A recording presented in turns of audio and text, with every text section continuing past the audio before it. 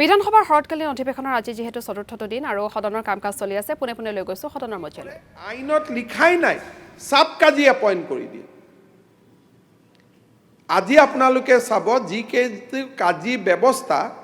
কাজী ব্যৱস্থাত sub KG তেওঁলোকে কৰিব নোৱাৰে তেওঁলোকে সাব কাজীও এপইণ্ট কৰি দিয়ে গাঁৱে ভূঞে আনঅথৰাইজ মানুহে মুছলিম মেৰেজ ৰেজিষ্টাৰ কৰে এতিয়া হল কি আপোনালোকে চাব যে তালাকটো গভৰ্ণমেণ্টে সুপ্ৰিম কোৰ্ট আৰু পাৰ্লিমেণ্টে ইলিগেল বুলি ক'লে এটা তালাকৰ ওপৰত বহুত কেছ আহিব কোৰ্টত মেইনটেনেন্স বিচাৰিব কিবা বিচাৰিব কাজীসকলে বহুত ক্ষেত্ৰত আইনটো পালন নকৰাকৈ ৰাতি ৰাতি তালাক কৰি দিয়ে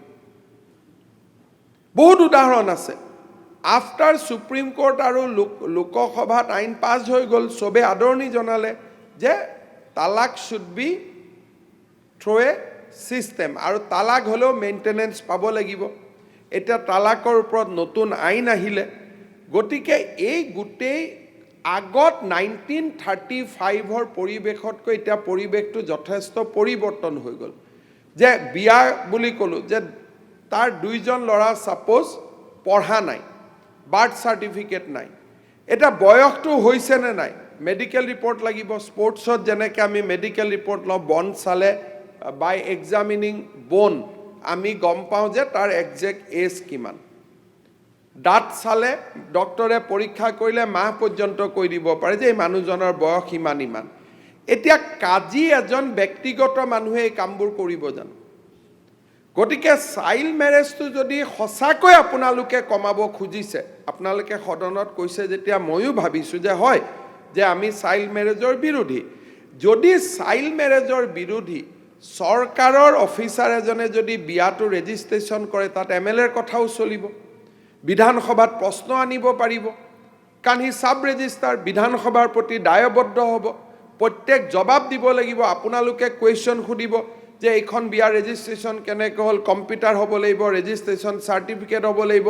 ধৰিত্ৰী পৰ্টেলৰ দৰে দেখা পাই থাকিব এতিয়া ব্যক্তিগত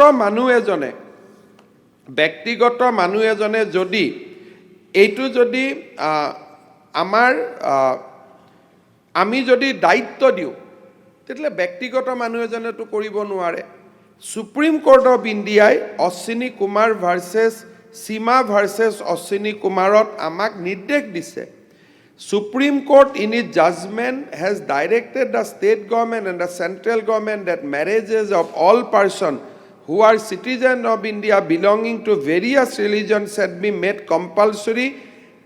ৰেজিষ্ট্ৰেবল in their respective state where marriage is solemnize তাৰমানে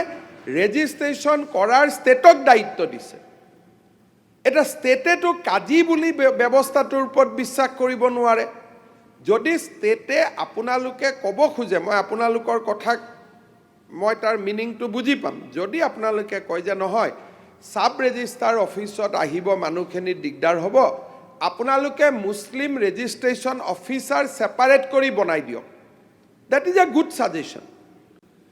কোনো কথা নাই উই কেন এক্সামিন যে সাব ৰেজিষ্টাৰ অফিচত আহিলে হাৰাশাস্তি হ'ব পাৰে